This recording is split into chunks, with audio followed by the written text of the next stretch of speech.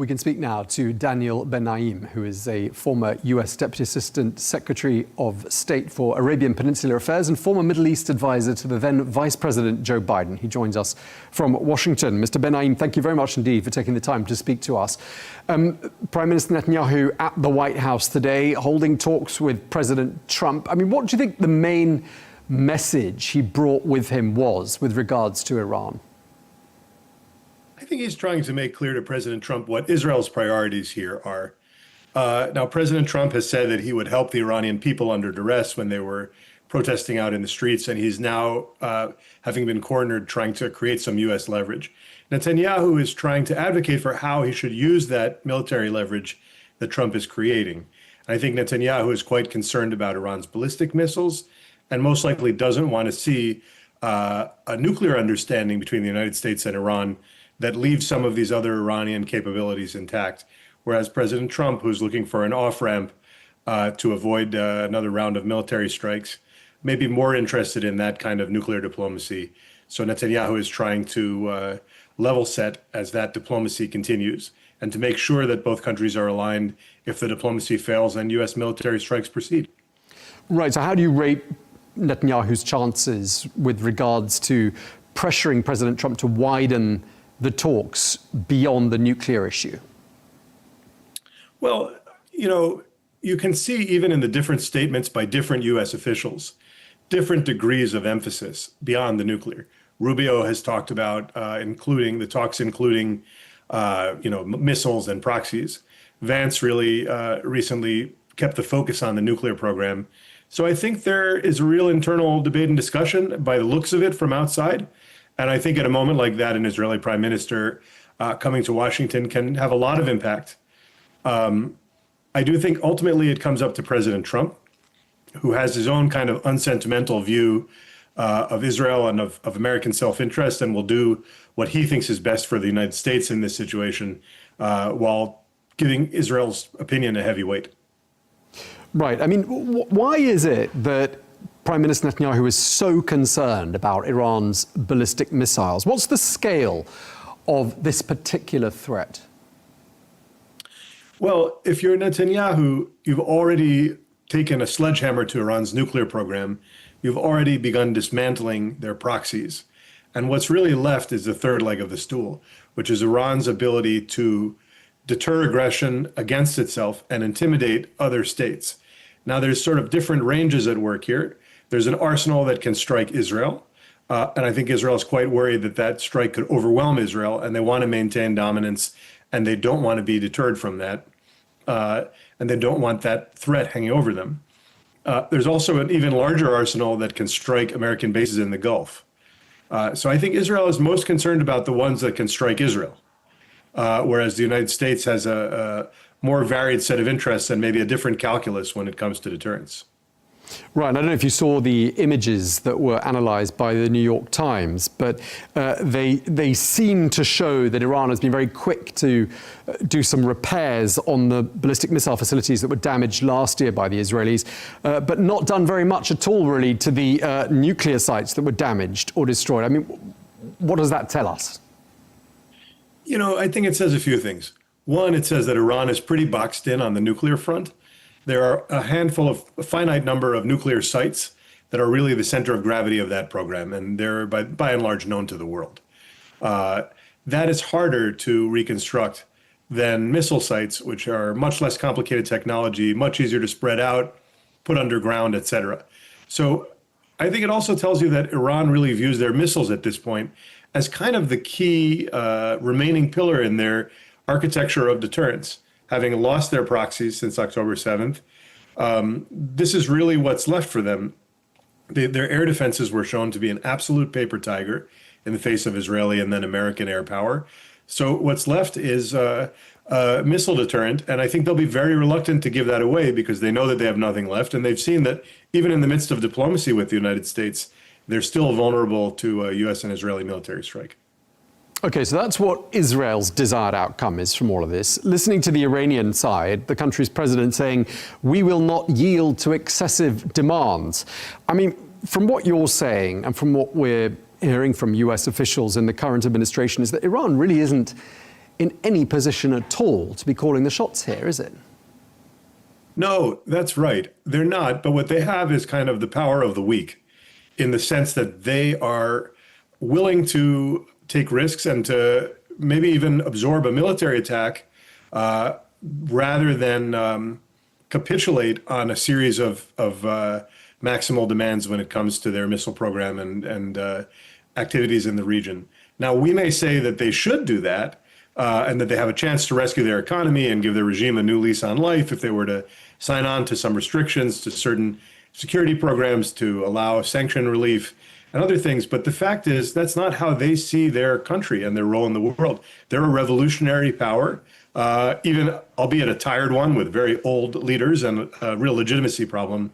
But Ayatollah Khomeini once said, we didn't launch this revolution to change the price of watermelons. And I think we have to understand that they have that mentality and they're afraid of looking weak in front of their own people.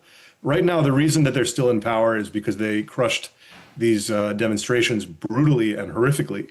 And I think they would be quite afraid that if they capitulated fully to the United States, they would look even weaker in front of their own people. So a solution that might look technically easy or beneficial to all sides is unlikely to be taken by the Iranian leadership because of who they are and how they see the world. I mean, what do you think the United States really wants here? Because, I mean, this looks like a once-in-a-generation opportunity to perhaps bring about significant changes to the leadership in Iran. President Trump will be under pressure from the diaspora within the United States, which is large and audible. He'll be hearing appeals from segments of the population within Iran itself that we've just been talking about, many of whom took to the streets earlier on this year. I mean, what do you think he wants to see happen here? I think you've really put your finger on one of the areas of real confusion. It's good to want things in foreign policy, but foreign policy is about matching ends and means. What are you going to do to achieve what outcome? Now, I think Donald Trump would love to see the Iranian regime toppled by its own people and to have a small amount of U.S. air power and limited risk achieve that objective. But there's not much indication that the Iranian regime is just going to capitulate or fracture or crack and do that. So far, you've seen them hold together in the face of these protests and prove willing to kill lots of people. So the question is, how do you match ends with means? I think, yes, they would like to see that, but they're unwilling to take the kinds of risks or assertive action that would lead to that. And I think they're unwilling for good reason, in fact. Failing that, I think they may look for diplomacy, but the problem with diplomacy is that it's a stab in the back to the Iranian people to deal behind their backs with this regime.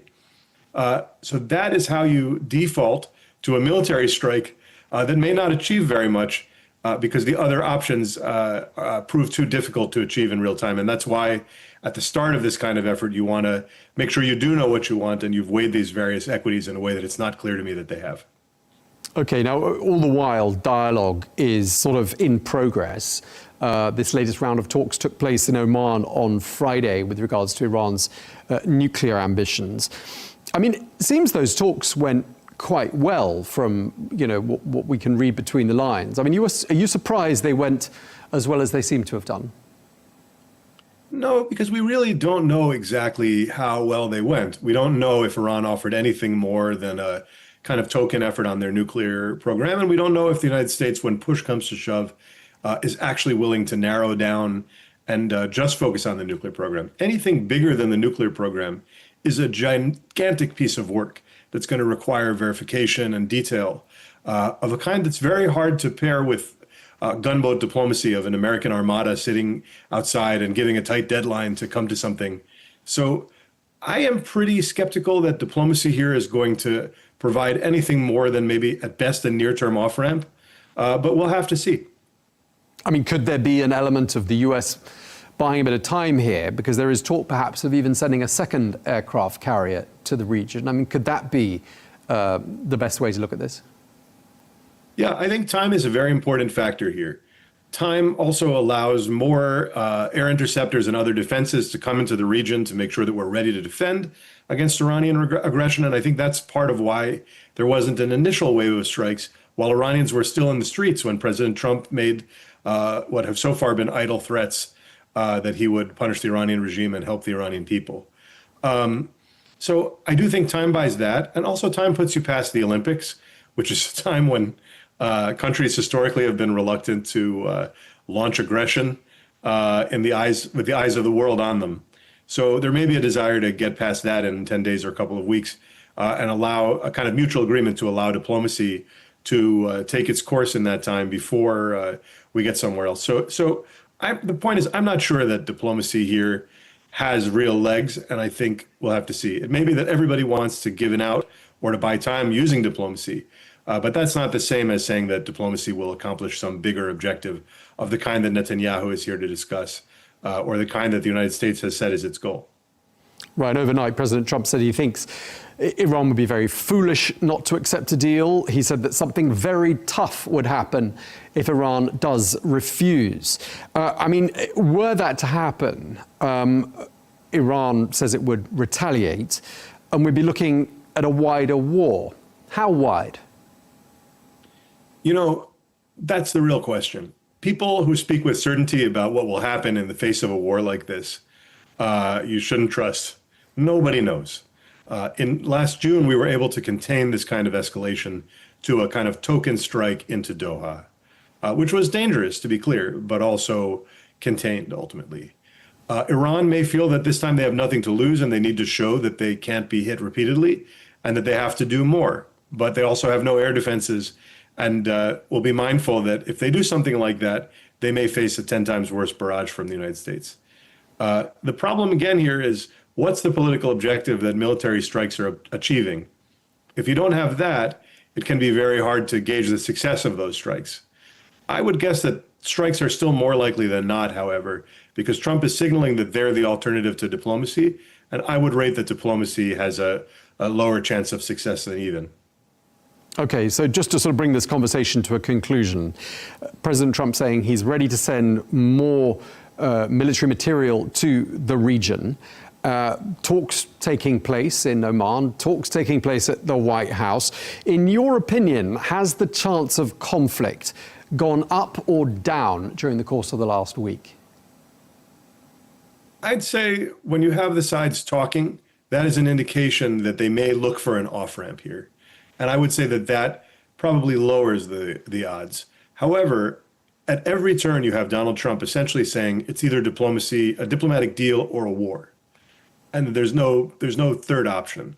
And so that pressure play tells me that war is a real possibility, and that given what I've said about a diplomatic deal and the difficulties of a satisfactory diplomatic deal, I think the odds of war are meaningful, and everybody should be prepared for the possibility that that war escalates into the wider region. Clearly, Iran wants a deal. Do they? I'm not so sure. I think they want time and space. And if it takes them a deal to do it, they'll do it. Some people in the Iranian system might want economic relief, but I think others are comfortable with the sanctions, and they're comfortable with the idea that their government is a bulwark against the West and the United States. That's how they've sold themselves to their people. And absent that, if they are capitulating on issues of national security or national pride in their view, they may look less legitimate. So I would think that what Iran really wants is time above all. And they're willing to engage in negotiation and maybe even sign a deal to buy that time to reconstitute and recoup. All right, we really appreciate you taking the time to share that with us. Daniel Ben-Naim, former US Deputy Assistant Secretary of State for Arabian Peninsula Affairs. Thank you very much indeed for your time, sir. Thank you.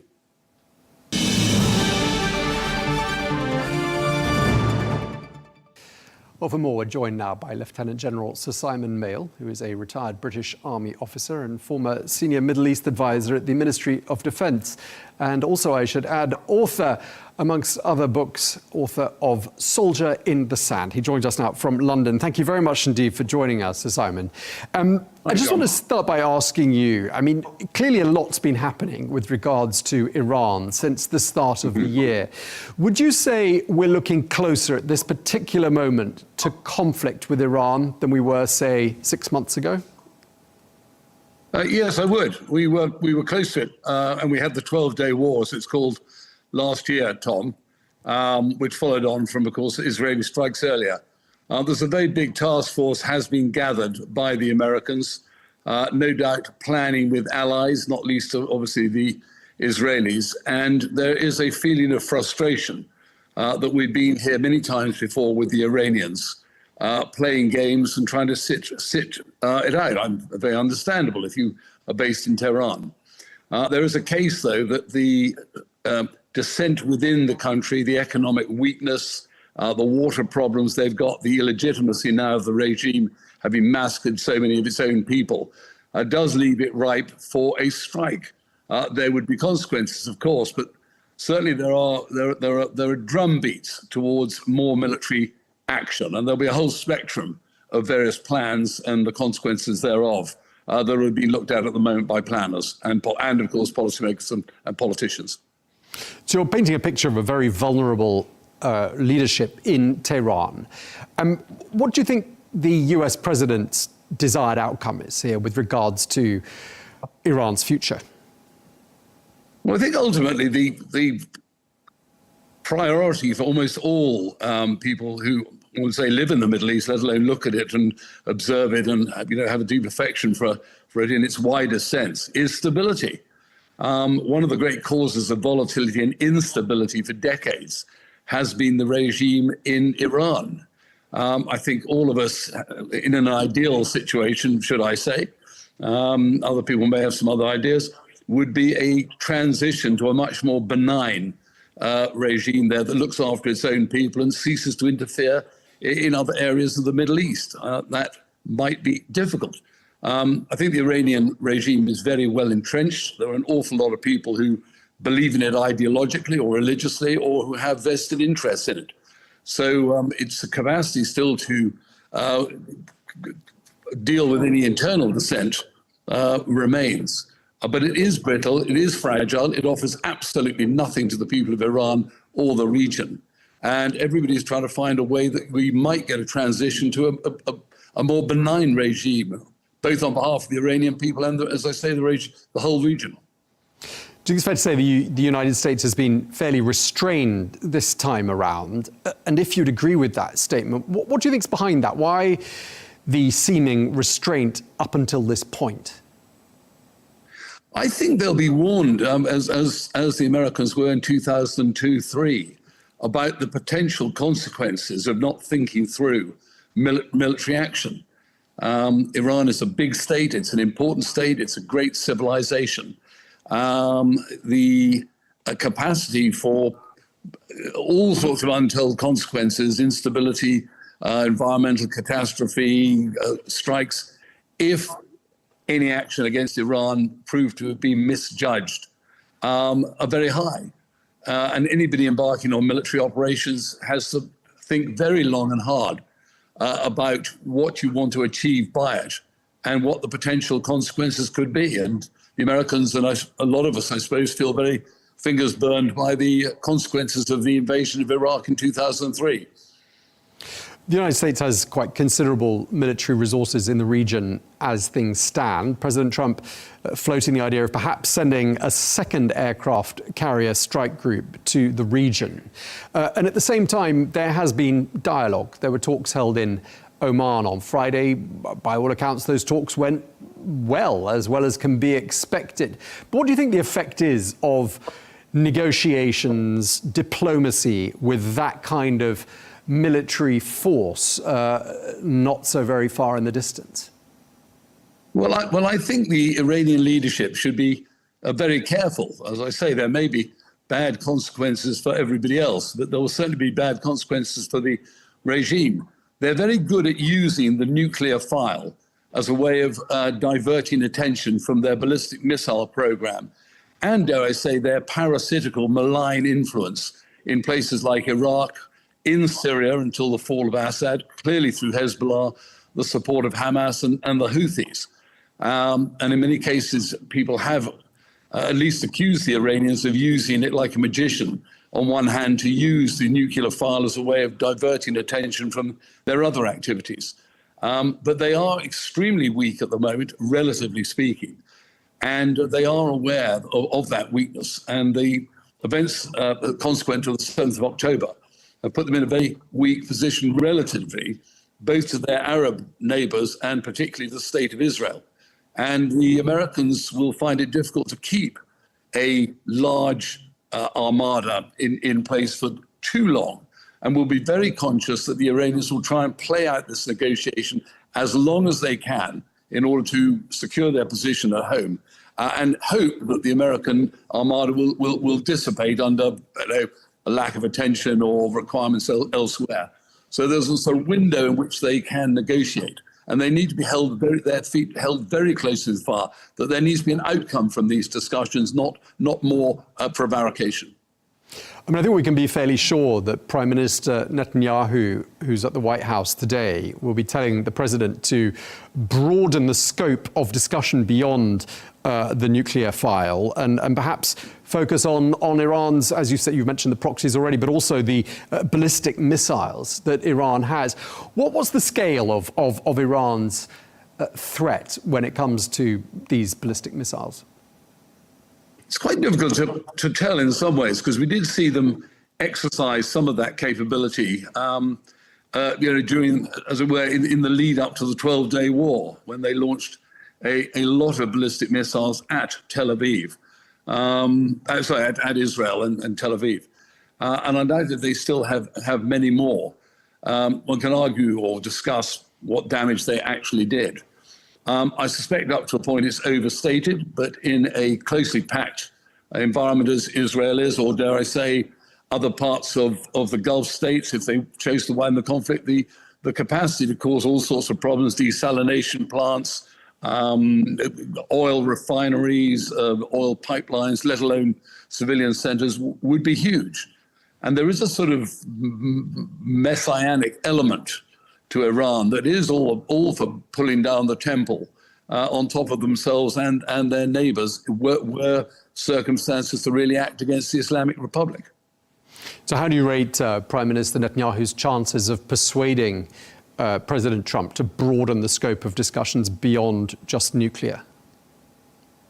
I think quite high. I think there'll be very receptive audience in Washington. Let's remember, Trump had been through 4 years of this before. American policymakers have been watching this since 1979. There is a case now with Hamas weakened, Hezbollah weakened, and Iran weakened, that when you weigh up the odds, you might decide that this is the time. Now, interestingly, in the nature of having been around and young enough or old enough to watch the revolutionary movement against the Shah, what happens often is you have crimes committed by the state, was the Shah, now the regime, and every 40 days you'll get another outburst of popular uprising. We reached that 40 days since the 8th, 9th of January, fun enough, this weekend. And a combination of strikes on the Iranian command and control hierarchy, combined with another mass demonstration of discontent, would be a very, very potent combination against which the regime might find itself very, very much on the ropes. And yet the Iranian president continues to say things like, we will not yield to excessive demands. I mean, do you think they realize the severity, potentially, of the sort of situation they find themselves in, like the one you just described? I do, actually, Tom. I think they're very, very conscious. When the only way to suppress public dissent is to kill, take a figure, 30,000 of your own people, every one of whom will have family who will have been affected by those deaths, those casualties, those imprisonments, torture, you name it.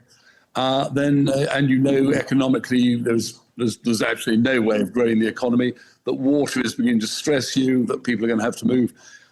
You are left with rhetoric and the capacity, of course, to do a lot of collateral damage if attacked. So it doesn't surprise me the Iranians are trying to use or bolster a weak position by using very, very aggressive language. And the president, of course, is very beholden to the IRGC and the Supreme Council, who are very, very motivated. They are not looking at the world through the same lens that we are, or even Sunni Arab leadership on the other side of the Gulf. If Iran is attacked by the United States and or Israel, obviously they're going to retaliate. And I'd just like to ask you to help us understand what sort of a wider war such retaliation might end up triggering. Well, the big headline worry, Tom, and you'll have reported on this before, is, of course, the closure of the Strait of Hormuz. Alongside that, you could end up with an enormous environmental damage in the Gulf. You could end up, if Iran wished to broaden its response to attacks on desalination plants, as I said, and refineries. There'd be a huge jolt, of course, to the global economic system if you cut off, for any extended length of period, 20% of the energy supplies of oil and gas coming out of the Strait. It would all be dealable with, but then you would worry, of course, inevitably about the runover of perhaps the energizing their proxies, the Shia militia in Iraq, Al-Qaeda, who, of course, will make common cause against Israel and the West, Islamic State, Hamas, Hezbollah. So the capacity to make life extremely complicated there is huge, and will, of course, have been red-teamed and war-gamed endlessly, and has been, to be honest with you, for decades, because this is, even when I was in the Ministry of Defense in 2009, the great cry was, what worries us more, Iran with a bomb or a bombed Iran? So we have been confronted with this for decades. And so what we would all love, as I say, is a change of regime in Iran or a changed behavior by the current regime, but equally not the regional catastrophe, volatility that you refer to. You make it clear there, this is none of it new. These issues are long-standing and ones that you were discussing 15 plus years ago in London.